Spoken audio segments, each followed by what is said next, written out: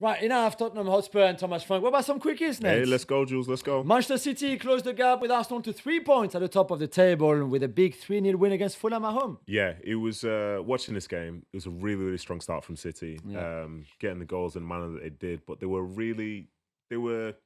pressing was really, really good. Yeah. And they kind of stopped Fulham from getting a feel for the game itself. And so many turnovers led to so many issues for them as well. And it was a strong performance from City. I think in the second half, Fulham basically came out and they had nothing to lose. Exactly. So at that point, they when were a you're bit more free, threatening. you're more threatening, you play better. And I think they'll be disappointed that they didn't score, but it was a much needed win for City again. And the reason I say that is because we made a big deal of the Liverpool game on the weekend. Yeah. But if you want to win elite out from this point, every game's a must win. Yeah, definitely. Doesn't matter whether it's Fulham at home or say Liverpool at Anfield. Nico O'Reilly has played left back for most of the season, right? I Yeah. know he was a very kind of midfielder-ish left back, but now he's got that position in midfield. He's good as well. That brings a lot more balance, right, to the team. 100%. He's a really good technical player, and he's very coachable. Yeah. Has something about him, something a bit special, and he's massive, Jules. This fella's 6'4", 6'5". Yeah, and runs. Yeah, and runs. And it was a great goal for him in transition yesterday as well. Very good. So it's going to be interesting to see how he finishes off the season for City. And I don't know if he's going to be playing in midfield for England, but maybe he can go from left back into midfield in terms of the build out. I think he will make the World Cup squad, I think. Yeah, hopefully. And he'd be deserving of it if he does. Yeah. West Ham stopped Manchester United and Michael Carrick's winning run stopped at 4. There will be no 5, so that kid conquered his hair still. Is that a setback, Ned, or you'll take a point away like that? I think because it was against a more resurgent West Ham, I think we can look at it in a different light. But then also for Carrick coming in and picking up 13 or 15 points through those first 5 games, having played against City, Arsenal, Spurs, Fulham, and West Ham. Yeah. I think overall they deserve credit. The game itself wasn't a great game by them. I think West Ham would be disappointed to not take the 3 points. Yeah. But then it's the value of a late goal. Late goals always change how you feel about games. Exactly. You know, and the fans were singing at the end. It's like, hang on. Exactly. They were like a bit upset beforehand, but now it's like, oh, let's go over to the fans. Let's do a big clap because we've just drawn 1-1. So for me, it's a minor setback. Yeah. It's a minor setback. Being able to still accrue points is massive. And as it stands now, I think it's them, Chelsea and Liverpool fighting for that top 5. So 4th and 5th, listen, they've got something to play for, and that point could go a long way. Yeah. So, Jules, it's not just Frank then. We've had another manager sacked in the Premier League. Yeah, because I woke up to your message this morning because you took the train very early from Manchester saying, Dyche is gone, which I have to say, I was asleep at midnight when Forest put that statement out. They love putting those statements out. I think they did the same when they sacked Postecoglou. It was right in the middle of the night or something. I'm not a Dyche fan. I never really like him as a coach. I don't know him as a person. But 114 days in these last 6 Premier League games, there's 2 wins, 3 draws, and only 1 loss. It felt brutal to me. But then, again, they drew 0-0 at home to Wolves on Wednesday night, although the expected goals is super high and they had enough chances to win, and that's not on him. Yeah. I thought it was a bit brutal. Yeah, I think that is fair. And I think some of the anxiety comes because West Ham feel resurgent behind them. Yeah. I think points-wise, for the last 10 games or so, they're basically the same. Yeah, I think they were 13th or 14th. Yeah, but it feels more imminent at this moment in time. And I think the fact that they're not really scoring enough goals, and that game against Wolves yesterday is a prime example. You had 35 shots on goal. Incredible. And the game finishes 0-0. This is the more a team has had shot without scoring for the last 20 years or something. Yeah, and in some ways, maybe that's the story of Sean Dyche, especially at this moment in the Premier League, Well, we've got more quickies, Neds. Let's go, Jules. Let's go with Chelsea, who were 2-0 up at home and cruising against Leeds before... What happened? I don't know. How can you explain this? The only way to explain it is the longer you live on this earth and the more you take an interest in football, you find these stupid games every so often. Yeah, and this true. is what this was. Because Chelsea were very much in control, had the majority of the chances. I think Leeds had 4 shots. They had 2 shots on target. 2 shots on target, And they come away with a 2-2 draw, and made worse by the miss that Cole Palmer had at the back post. You almost got to double check, did that just happen? You're trying to say, oh, did it bobble? Did it this? Well, no, so what happened? Because he put his foot and... I think he's hit his heel and just ballooned over. The players of that quality, they make that mistake probably 1 in 100 times. Yeah. And just for Chelsea, it's a shame that was the moment when it happened. Yeah. But there was a ridiculous goal. The one where I think they wanted a handball against Bogle against Bogle and all that stuff. So it's crazy. But Chelsea should have won that game, and probably 9 times out of 10 they do. So if you overreact to it, then yeah, you'd say it's disappointing they've not been able to do it. But the fact is, Rossini's still unbeaten in his time as a True. league manager. When you said earlier, when we talked earlier about United, that race for 4th and 5th. Yeah. And what you said a bit for City, which is the same for Arsenal, you have to win every game now for that title. Same for those 4th and 5th places. Yeah. Dropping 2 points like that. It could be big, yeah. Could be massive. It could be massive. I think, in fairness, they'd won the previous 4 league games. Yeah. So they're definitely like in really good form as such. But if you've got a 2-0 lead at home against a side that's down in the bottom half of the table, you'd expect to be able to close that out. So there will be a few issues, but it is what it is. Liverpool bounced back after the defeat against City at the weekend by inflicting Sunderland their first home loss of the season. Your former team, Sunderland. Yeah, that's right. Yeah, and it is strange to think that is Sunderland's first home loss of the season as a newly promoted side, and they were the last team in the league to suffer that defeat as such. It's not a big surprise. It's not a big surprise. Liverpool are a very, very good side. Yeah. I think Sunderland's issues in recent weeks have been about creativity. So from the moment Liverpool took the lead in that game, for whatever their defensive frailties have been, and it's been added to now by Endo being injured, I think it looks like it could be something quite serious. Yeah. Liverpool were very much deserving winners. I think Sunderland, they battled, but they didn't create as much as say they would have hoped to. And you could argue it would have been a great opportunity to do it against Liverpool, but it just wasn't to be. Granit Xhaka, just to finish on Sunderland, Xhaka was again in the stands, still injured. And you see, not just because Lefebvre has to play deeper, and he's the most creative player in this team. So if you play him deeper, he's not right there closer to the box. It's a problem. But without Xhaka, there's something not right. with the experience that he has, but then also you can see when he plays, he's like the coach on the field. Yeah, absolutely. The coach has told him what he needs of him in that moment, and he can manage certain moments better than any other player, not just in Sunderland, but probably in and around the league, to be honest. A win that maybe we had not really seen coming, Ned, is the one for Burnley, away at Crystal Palace on Wednesday night after being 2-0 down. Yeah, of course, and we all saw it real time, didn't we? Crystal Palace scored a first goal, they scored a second goal. They're at home, they're playing against Burnley, a side who are basically counting down to the end of the season because they can be in the Championship, and then bang, bang, bang. 3 in 7 minutes. And even when it was 3-2 at half-time, you still think, well, Palace will probably score second half. But I think some of this shows the position that Palace are in. Yeah. Their form sneakily within the league is as bad as anyone else's. But I think in some ways, just from the human side of things, the fact that Burnley went 16 games without a win, that can be really, really tough. Like, negative momentum is definitely something that they felt. But now they're in that awkward position to where there's just like a little bit of hope. And sometimes it's the hope that kills you. It's almost this, because you've been in the position where you were in a team that was struggling. And is this almost, even as a Burnley player, or even, Scott Parker himself, just didn't see coming even? Or like you don't... Just to win the game? Yeah, to score like that and then... Yeah, I think certain things will surprise you. When you've been on a run that long and you've not been winning games of football, it can be very, very tough because you kind of wonder, well, how's it going to work? Because through all the time that they've been playing and losing games, the manager's likely changed training times, change what they did in training, change what they've eaten, change the type of hotels they stay at, change their tactics, done different video reviews. They've done everything they could to try and break that cycle. Yeah. But the fact is they still go out on the pitch and not be able to score enough goals to win a game of football. So for them to score 3 away from home, that's true. Most teams do not do that, but fair play to them. Yeah. So Palace have also given an update on Mateta's injury, Jules. Yes, you remember he had this move to AC Milan, cancelled because of that knee injury. It was either surgery and he would miss the World Cup for sure, or do some sort of rehab, and he would have a shot maybe if Deschamps picks him to be fit for the World Cup. He decided not to take the surgery. I think the club, because they've got Sven Larsson as well, kind of let him choose. So let's see. I really hope for him that he can come back to decent fitness before the end of the season and give himself a chance to maybe call up by Deschamps. Would you like to see him there? I think it gives you a different profile to Dembele and Mbappe and even Ekitike and those kind of guys. I mean, there's so much talent for France. I think he will miss out. Ned, Aston Villa needed a late Inchelwood own goal to beat Brighton on Wednesday night.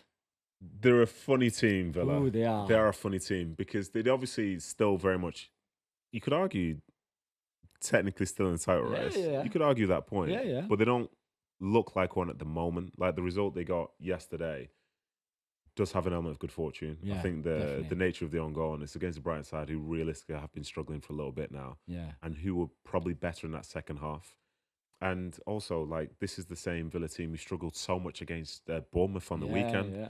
Things you wouldn't necessarily expect to see from a side, as I say, that's doing as well as Villa are doing. But I suppose at some point, towards the end of the season, it's just about the results, isn't it? True. So and they've been very good at that. Yeah, they're grinding out these results. Yeah. And some people might say they're lucky or whatever, but if it keeps happening, maybe there's something. Maybe there's a skill to it. No, maybe there's a skill to it. Maybe we saw something that we don't usually see, or certainly not very often.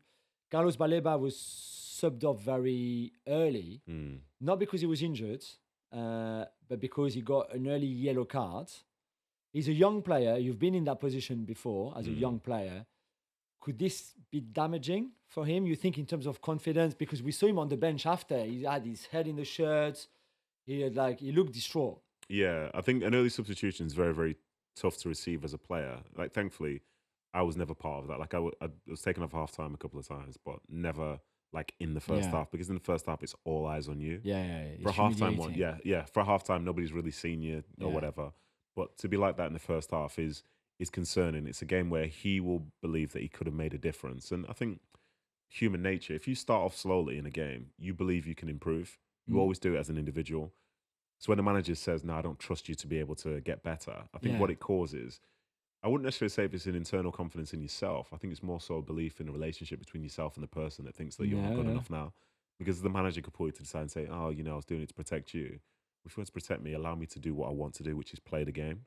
So I think if I was Baleba, I'd be very, very, very disappointed. I think it brings out some of the darker sides of me, and I would be quite toxic and hold a grudge with against the manager. I know you would. You know what I mean? I do have that within me. Because many players, and young or not so young, receive early yellow cards, right? It happens in any game. It's football, isn't it? Yeah, and I know he made another foul after, and they thought, okay, but surely you can trust your own player, or it's the way Ursula sees Baleba and think, he's a bit of a loose cannon too much sometimes. I think it'd be very hard to be Baleba and to think that the manager trusts you. Because if he trusted you, he'd keep you on. Yeah, because otherwise, 100%. Everyone else that got yellow card in the game or made a foul, he'd take them off. I think he's seen that. And maybe, to be charitable, maybe he's thought Villa are going to try and play into him on this yellow card. Yes. Sometimes in games where the noise goes up every time. Yeah, the players are targeting you, the fans are targeting you. And I think the moment's a bit too much. But Baleba's not like he's 16 years old. I agree. You know what I mean? So I think he'd be disappointed. But I'm sure we'll talk about the person that came on anyway further down the road. Yes. Nedum, your former teammate James Milner came on for Carlos Baleba, to go back to that point that we made earlier, and made history on Wednesday night. Yeah, he's the 653rd Premier League game, which is crazy to say. That's tied with Gareth Barry. Yes. So he hasn't broken the record. He hasn't broken it yet, no. And it's crazy to think that his first game he played in the Premier League was in 2002 for Leeds United. And I picture him now with that Leeds white strongbow top with the collar, baggy shirt, rolling his sleeves up. And I played against him in reserves, I think that year or the year after. But to think that he started then and he's still around now. Yeah. He's still having an impact in obviously different ways, because say physically now, for as good as he is, he's not as good as he was within the previous 24 years. But his experience and his drive to win, his understanding of what coaches want and how to manage things within games. Yeah. Like Hurtsler's bringing him on in the 20th minute yesterday. Yeah. As a 40-year-old. Coming on in the first half as a sub is as hard as it comes. It's physically so tough. Yeah. But Hurtsler knew that he needed him to replace Carlos Baleba, like we were talking about before. So credit to him for still being trusted to play that many games. It's not 653 games in a career is amazing. It's 653 games in what we call the best league in the world. Yeah. Or what some call the best league in the world is hugely significant, because as well as availability, there needs to be trust in there from a lot of different managers. So I'm privileged to have played with him. Played against him. When you played with him at City? I played with him for the 21s at England and for a little bit at City as well, yeah. So for example, in the 21s, could you see there was going to be longevity because of the way he was off the field, or it was too hard to tell? No, I think as is the case with many things in life, as you look back now, certain things feel more obvious than they were in the moment. Because he was always very serious. Yeah, right? he was, but he wasn't. It's not serious. He's just committed. He was committed. Yeah. He was committed. That's what I meant, yeah. He was committed to the sport and being the best that he could be. Yeah. And as we say that today, that's actually quite cool. Yeah. When you say it 20 years ago, people called you busy and say it was a negative. You know what I mean? Why is this guy doing stuff before training? You hear the stories of people doing shooting after practice and stuff, but this guy's doing stuff before training. Yeah. He's making sure that availability is one of his best abilities, as well as everything else that he had. And today, that has become more of a norm and the standard. But from when he first started, it wasn't. But now that I look back and like he made his debut 2 years before I did, and he's still playing 6 years after I finished. And there are lots of people just like that who feel the same thing. He was clearly onto something. Yeah, definitely. You know what I mean? And he's better. Because you also play with Gareth Barry, who you know well. Yeah. Also legend. So there's something really interesting. Well, not interesting. We're not here to compare them. It's a great record for both of them for now. Gareth played far more minutes, by the way, because a lot of James Milner's appearances have come off the bench, especially in recent times. Yeah. But so I think there's a lot more minutes from Gareth Barry on the pitch. So we take nothing away, obviously, from James Milner, but it's slightly a different career, right? In some ways. The thing about Gareth is like he's incredibly robust. Yeah. So when he was at City, I think he came over and he was like, I had late 20s or early 30s, and we were training. Then he got injured, and he said he'd hurt his hamstring, and it was the first time he'd ever hurt his hamstring. This was like might have been 30, 31. Yeah, first time he's ever hurt his hamstring. Yeah, that already in itself is incredible. Which is incredible, yeah. And he was like, he's a bit anxious. He says, I've not had hamstring before. I'm a bit concerned, this, that, and the other. I said, how long are you going to be out for? He said, a week. He said that's the longest injury he's ever had. 31. It's one body that the science should look into. Yeah, it's freaky. It didn't have a lot of speed in it, but it had a lot of quality. But what I would say about him and James is people could make a case that they're the best player at certain points, but nobody wants to listen to it. But if you make a case that they're one of the most important players, you won't find many people that could argue against it. Yeah. For all the places that they've been to, like if you play small-sided games, if you play bigger things, like those people are like the glue that holds a lot of stuff together. I agree, yeah. And some of the jobs that they do are the ones which aren't really obvious, but the ones that they understand, which elevates the defending, elevates the attacking. And yeah, as I say, they're available. Gareth Barry was a freak, and James Milner's exactly the same, to be honest. And just before people start screaming at their screen or their phone or wherever they're listening, life in football existed before allegedly the Premier League. Allegedly. So Gareth Barry and James Milner are 8th in the overall most top flight appearances in history of English football. Just for the purist here, without doubt, we are purists. Producer Graham as well, but Peter Shilton is the top of that list with 848. Which is insane, by the way. 848. I know he's a goalkeeper. It makes no difference, man. Makes no difference. All-time appearances in English top-flight football. Then you've got John Hollins with 714, which is also crazy. And then I think Ray Clements, might be third or something like that. So, yeah. So, in Premier League history, Milner and Barry are the best. In all-time top-flight English football, Peter Shilton is still the king. And that record is never going to be beaten. Never, ever. That's for sure. That just sounds exhausting just looking at the number, to be honest. How many years? That's just too much. That's too much football. Too many years. That's way too many years, too much football. England have just announced that they've given Thomas Tuchel an extension to his contract, Nedum, that was supposed to finish after the World Cup. It's an extra 2 years. As an England fan, not really, but are you happy? Do you know, it's funny, when we think about fandom, like, is it just your nationality? Is it still fandom if it's just like that country or whatever? But obviously, what this means, Jules, and it's unlucky for you, it means England have won the World Cup. Okay, they've won the World Cup. Yeah, because you would not give him an extension if he was doing badly at the World Cup, right? They said the reason he's being brought in is to win the World Cup, and we'll see what happens after that. Yeah. So, listen, England have won the World Cup, and they'll be winning the Euros in 2 years after. England. Yeah, congratulations to England. It's interesting that they've done that, especially given the fact that so many clubs have apparently been interested in his services. Yeah, I agree. So, if it was club football, I'd say maybe it's to protect their asset and their value of it. Or maybe just think he's done a really good job as it stands. But would you take this decision before the World Cup? So, okay, let's say the worst, I know it's the worst scenario and won't happen, but what if England don't even make it past the group stages of the World Cup? It feels to me like they've put all their trust into him, and if that works out, it won't be his fault. That's the way. I think that's what they're trying to spin, because this contract, how long's it been negotiated for? True. You know, I doubt this started last week, so I'm not sure about it. But I suppose continuity, in theory, will help them this summer, knowing that when it's all said and done, they will be ready to go again. Yeah, I guess. I like Thomas Tuchel a lot, and I think he's going to do a good job. But this still feels a little bit unusual. By the way, just to finish on that, a lot of other big national team, FAs and things like that, wait until the tournament is over to talk about what the future holds. You know, it's usually a cycle of 2 years or 4 years. I get that. But they rarely take this kind of decision before a tournament like this. So if you had to bet, would you say England are ahead of the curve or behind it by doing this? Time will tell, eh? Time will tell. Yeah, definitely.